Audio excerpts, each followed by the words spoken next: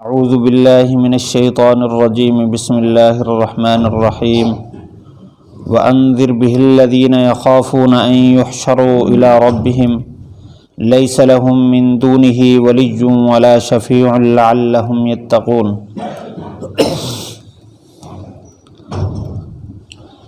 آپ ڈر سنائیے اس قرآن کے ذریعے سے ان لوگوں کو جو خوف رکھتے ہیں کہ ان کے رب کی طرف ان کو جمع کیا جائے گا اور ان کے لیے اللہ کے علاوہ نہ کوئی کارساز ہوگا نہ کوئی سفارشی، تاکہ وہ تقوی اختیار کرے۔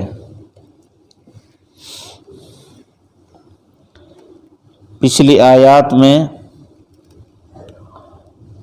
منصب رسالت کا تذکرہ تھا، ساتھی قریب ہو جائے، مل کے بیٹھیں گے انشاءاللہ اس کا زیادہ اجر ہے۔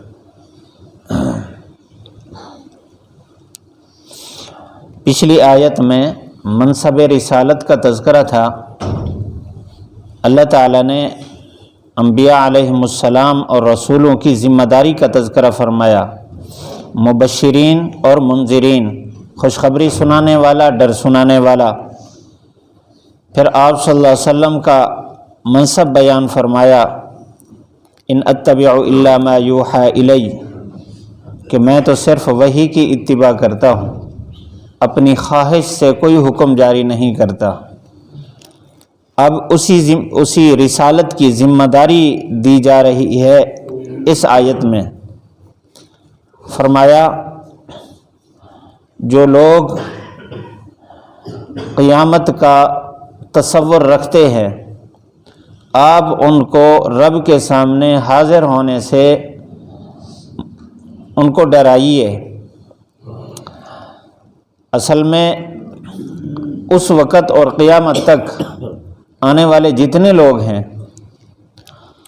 کچھ تو قیامت کو ماننے والے ہیں، چاہے وہ یہود ہوں، نصارہ ہوں۔ حضرت عیسیٰ علیہ السلام نے جو پیغام دیا، موسیٰ علیہ السلام نے جو پیغام دیا، اس کی بنیادی تصور ان کے ذہن میں ہے کہ قیامت آنی ہے، کہ حساب کتاب ہوگا، جنت جہنم بھی ہے۔ البتہ ان میں مغالطات ہیں، وہ کہتے ہیں کہ ہم بالکل اللہ تعالیٰ کے ہاں ابناء اور احبہ ہیں، اللہ تعالیٰ کے ہم مقربین ہیں، ہمارے لیے جہنم نہیں ہے۔ زیادہ اگر ہم مجرم بن کے جائیں گے بھی صحیح تو 40 دن جہنم میں رہیں گے، پھر ہمارے لیے جنت ہے۔ ان کا یہ تصور ہے۔ اور جو مشرکین ہیں، کچھ تو متردد ہیں قیامت ہے یا نہیں ہے، اور کچھ جو انکاری ہیں، ان کے دل کے اندر خدشہ ضرور ہے کہ قیامت آئے گی تو ہمارا بنے گا کیا۔ یعنی کلی طور پر کچھ نہ کچھ تصور ہر انسان کے ذہن میں موجود ہے، چاہے وہ ماننے والا ہے نہیں ماننے والا۔ البتہ جو ماننے والے ہیں پھر ان میں یقین کے درجات ہیں، کچھ اعلیٰ درجے پر ہیں، کچھ ادنیٰ درجے پر ہیں۔ صحابہ اکرام رضوان اللہ علیہم اجمعین جیسا ایمان تو کسی کا بھی نہیں ہے امت میں۔ حضرت علی رضی اللہ تعالی عنہ کا فرمان ہے حدیث شریف میں، فرمایا کہ میں جب قیامت آئے گی تو میرے یقین میں کوئی فرق نہیں ہوگا۔ جس طرح آنکھوں سے دیکھ کر انسان کو یقین ہوتا ہے، وہی یقین آج بھی نصیب ہے۔ گویا میں دیکھ رہا ہوں جنت میں لوگوں کو خوش ہوتا اور جہنم میں ایک دوسرے کے گریبان پکڑتا، میں دیکھ رہا ہوں۔ یہ یقین کا اعلیٰ درجہ ہے۔ تو اللہ تعالیٰ نے یہاں فرمایا وَأَنذِرْ بِهِ الَّذِينَ يَخَافُونَ۔ آپ اس قرآن کے ذریعے سے، بعض کہتے ہیں بِهِ سے مراد اللہ کی ذات ہے، کہ اللہ تعالیٰ کی ذات سے آپ ڈرائیے ان لوگوں کو جو یخافون ان یحشروا الی ربہم، بنیادی طور پر خوف رکھتے ہیں اللہ کے پاس جمع ہونے کا۔ یہ جو قیامت کا تصور ہے، اس کے بڑے فائدے ہیں۔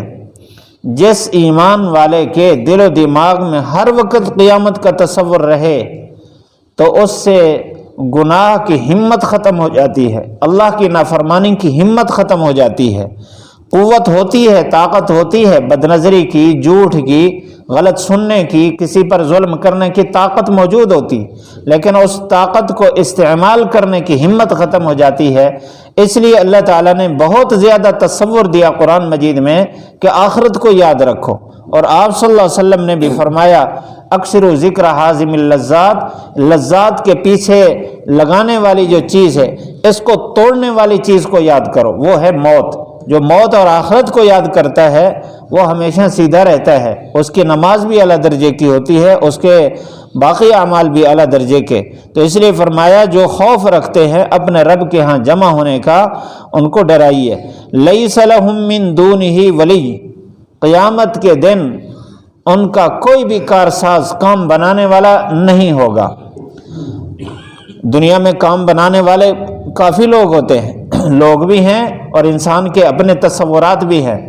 یعنی کہیں انسان پھنس رہا ہو تو یا تو سفارشی تلاش کرتا ہے کہ کوئی سفارش کرے، تعلقات تلاش کرتا ہے کہ وہ تعلق کام آئے گا، اور نہیں تو بندہ خود اپنی حیثیت کے مطابق جھوٹ گھڑنے کی کوشش کرتا ہے کہ جھوٹ کے ذریعے سے میرا کام ہو جائے۔ تو یہ سارے کام اس کو کہتے ہیں کارساز، کام بنانے والی چیزیں۔ دنیا میں تو فراڈ بھی کام بنا دیتا ہے، لیکن قیامت کے دن اللہ تعالیٰ کا اتنا کنٹرول کا اظہار ہوگا، کنٹرول تو یہاں بھی ہے لیکن اس کا اظہار ہوگا وہاں، کہ وہاں کسی کو کسی طرح کی ہمت نہیں ہوگی، کوئی آدمی جھوٹ نہیں بول سکے گا۔ اگر کوئی جھوٹ بولنے لگے گا جس طرح قرآن مجید میں ہے وما انا من المشرکین، مشرکین کہیں گے ہم نے تو شرک کیا ہی نہیں ہے، تو اللہ تعالیٰ اس وقت مہر لگا دیں گے زبان پر، پھر انسان کے اعضاء بولیں گے کہ واقعی ہم نے یہ کام کیا ہے۔ تو اس دن جھوٹ نہیں چلے گا، اس دن اللہ کے علاوہ کوئی بھی کارساز نہیں ہوگا۔ جس کا تعلق دنیا میں اللہ سے بن گیا اور اس نے اللہ تعالیٰ کے سامنے اپنا کردار صاف پیش کر دیا، تو اللہ تعالیٰ اس کا سب کچھ جاننے والا اس دن اس کا کام بنائے گا، ورنہ کوئی کام بنانے والا نہیں ہوگا۔ دنیا کے سارے تعلقات، سارے عہدے اور ساری سفارشیں اور ساری چالاکیاں اور ساری زبان کی صفائیاں ختم ہو جائیں گی، اللہ تعالیٰ کی ذات ہوگی، جس کا تعلق صاف ہے اس دن وہ کامیاب ہوگا۔ اور دوسرا فرمایا ولا شفیع، قیامت کے دن کوئی سفارشی بھی نہیں ہوگا۔ یہاں سفارشی سے وہ سفارش مراد ہے جو مشرکین کے نظریے اور عقیدے میں تھی۔ مشرکین کہتے تھے کہ ہم جو بتوں کی پوجا کرتے ہیں یہ ہمارے سفارشی ہیں، جبری سفارشی۔ جبری سفارشی کا مطلب ہے کہ اگر اللہ تعالیٰ ہمیں پکڑے گا بھی صحیح تو زبردستی اللہ تعالیٰ سے چھڑوا کر ہمیں جنت میں داخل کر دیں گے۔ ان کا یہ نظریہ تھا جبری شفاعت کا، تو اللہ تعالیٰ نے اس کا یہاں نفی فرمائی۔ اس دن جبری سفارش کسی کی نہیں چلے گی، اس دن وہی سفارش کر سکے گا من ذا الذی یشفع عندہ الا باذنہ، کون ہے، کس کو ہمت ہے اللہ تعالیٰ کے سامنے سفارش کرنے کی سوائے اسی کے جس کو اللہ تعالیٰ اجازت دے گا۔ قیامت کے دن اجازت ہوگی، فرشتے بھی سفارش کریں گے، انبیاء بھی سفارش کریں گے، شہداء بھی سفارش کریں گے، اولیاء بھی سفارش کریں گے، حفاظ بھی سفارش کریں گے، لیکن اللہ کے حکم سے۔ اللہ تعالیٰ جس کے لیے اجازت دے گا اور جتنا اجازت دے گا اس کے مطابق وہ سفارش کر سکیں گے، اس کے علاوہ نہیں۔ الا باذنہ کا یہ مطلب ہے اللہ تعالیٰ سب سے زیادہ سفارش کا جو حق دیں گے وہ حضرت محمد رسول اللہ صلی اللہ علیہ وسلم کی ذات کو ہوگا۔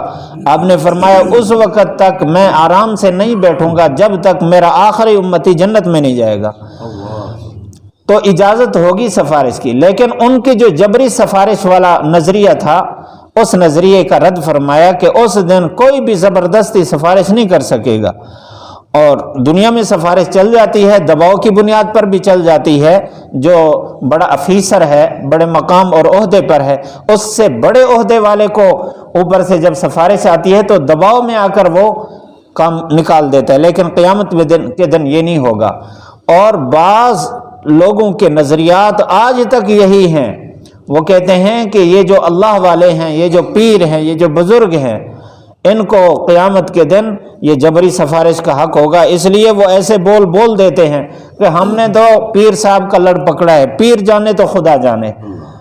بس ہم جو مرضی کرتے رہیں. وہ بھی یہی کہتے تھے کہ ہمارے بت جو ہیں ان کی بڑی پہنچ ہے, ہم جو مرضی کرتے رہیں یہ ہمارا بیڑا پار کرا دیں گے. ایسا ہرگز نہیں.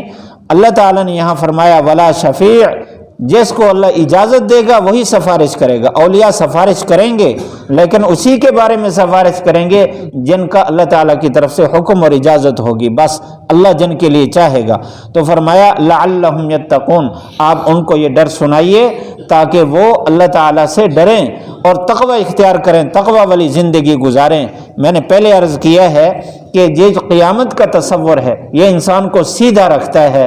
یہ اگر ذہن میں رہے تو انسان کی نماز روزہ بھی ٹھیک ہوتا ہے, معاملات بھی ٹھیک ہوتے ہیں.